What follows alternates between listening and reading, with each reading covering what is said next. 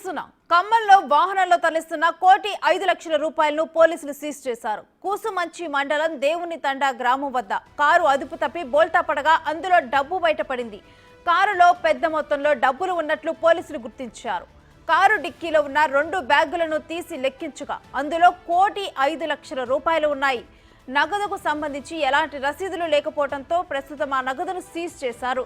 డబ్బు ఎవరిది, ఎక్కడికి వెళ్తుంది అనే కోణంలో కూసుమంచి పోలీసులు దర్యాప్తు కొనసాగిస్తున్నారు.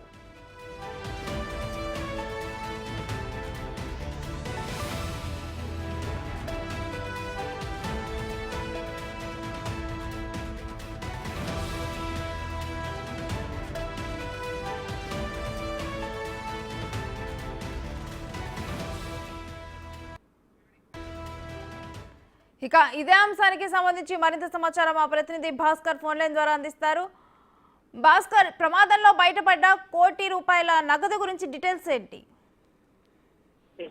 ఇప్పటికే ఖమ్మం బీఆర్ఎస్ పార్లమెంట్ అభ్యర్థి నామా నాగేశ్వరరావు సంబంధించినటువంటి ముఖ్య అనుచరులు హైదరాబాద్ ప్రాంతం నుంచి ఖమ్మం వైపున ₹1,00,00,000 పైగా నగదును తరలిస్తున్న నేపథ్యంలో చెక్ పోస్ట్ దగ్గర పోలీసులు ఆపుతున్నా కానీ ఆపకుండా అతి వేగంగా డ్రైవర్ చాకాచక్యంగా వ్యవహరించడంతో తప్పించుకునే పనిలో భాగంగానే ఒకసారికి అదుపు తప్పి పల్టీ కొట్టింది. మొత్తానికైతే మాత్రం అది పల్టీ కొట్టిన తర్వాత కూడా పోలీసు అధికారులు మొత్తానికైతే చేజ్ చేసి మొత్తానికైతే డ్రైవర్ తో పాటుగా కారును కూడా స్వాధీనం చేసుకున్న నేపథ్యంలో మొత్తానికైతే మాత్రం దాంట్లో ఉన్నటువంటి కారులో ఉన్నటువంటి నగదు మొత్తం కూడా లెక్కిస్తున్నారు. మొత్తానికైతే మాత్రం ఎక్కువ ఇప్పుడు అంతా ఖమ్మం అంటే సమీపంలో కూసుమంచి మండలం అంటే పాలేరు నియోజకవర్గంలో సమీపంలో ఉంటుంది. అక్కడ పోలీసు సిబ్బంది కూడా మొత్తం ఎన్నికల డ్యూటీలు ఉన్నారు. మొత్తానికైతే మాత్రం అక్కడ ఉన్నారు 2-3 పోలీసు సిబ్బంది మొత్తానికైతే సంఘటన ప్రాంతానికి వెళ్ళేసి అక్కడ జరిగిన విషయాన్ని ఏదైతే నగదు దొరికిందో దానిపైన జరిగిన ఘటన పైన కూడా ఉన్నతాధికారులకు నివేదించడం కూడా జరిగింది.